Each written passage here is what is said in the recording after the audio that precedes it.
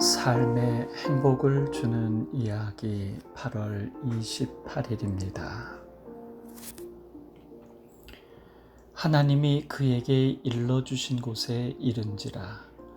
이에 아브라함이 그곳에 제단을 쌓고 나무를 버려 놓고 그의 아들 이삭을 결박하여 제단 나무 위에 놓고. 창세기 22장 9절 오늘의 말씀입니다. 하나님이 그에게 일러주신 곳에 이르렀습니다.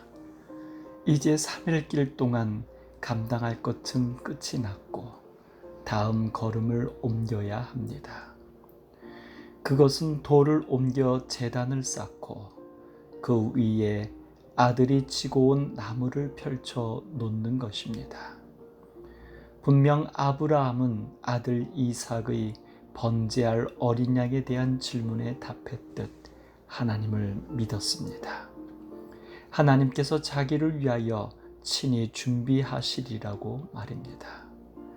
이것은 순간적으로 나온 거짓말이 아니라 그의 경험에서 나온 고백으로 그의 삶에서 알게 된 하나님이셨습니다. 아이들과 함께 있는 것이 심한 육체적 노동인 것은 한시 반시 가만히 있을 수 없는 존재들이기 때문입니다. 요즘은 사고의 위험으로 해서는 안 되지만 예전에는 거의 모든 아빠들이 해주던 놀이가 있습니다. 아들일 경우는 필수였습니다. 아이를 안아 높이 올렸다 받는 것입니다. 이것을 경험한 아이는 계속 그렇게 해달라곤 합니다. 아빠가 지쳐 그만하자고 해도 소용이 없습니다.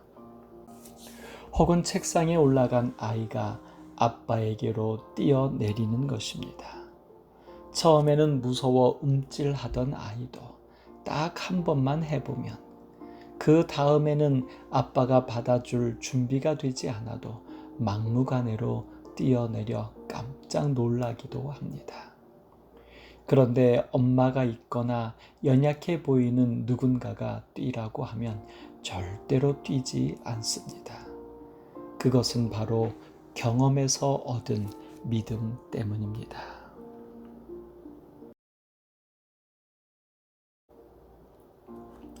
기근으로 인하여 애굽으로 내려갔을 때 목숨이 두려워 거짓말로 위기를 자처했습니다.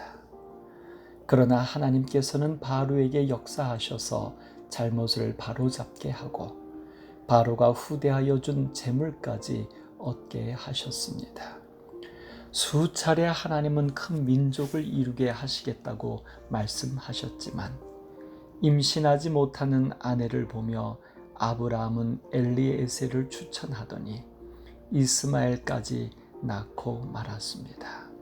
그러나 하나님은 거짓이 아니었습니다. 불가능할 때에 이삭은 잉태되고 이렇게 어엿한 대장부가 된 것입니다. 그러므로 아브라함의 고백, 곧 삶에서 경험한 하나님입니다.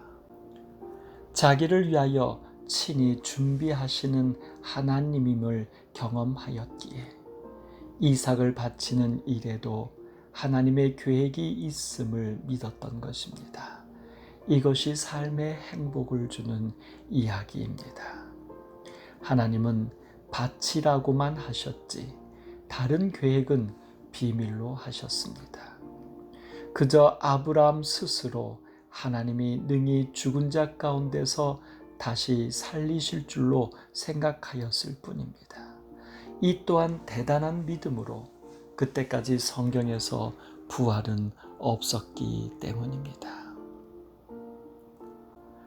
그러므로 하나님을 생명의 주인으로 경외하는 분명한 증거입니다.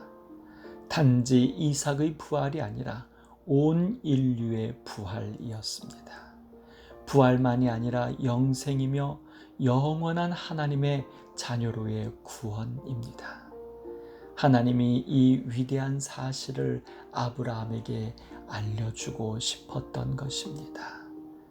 아브람과 이삭은 돌을 하나 옮겨 쌓으면서 나무를 버려 놓으면서 아들과 함께 지금껏 경험한 하나님을 이야기하면서 이제 새롭게 경험할 하나님을 함께 꿈꾸었습니다.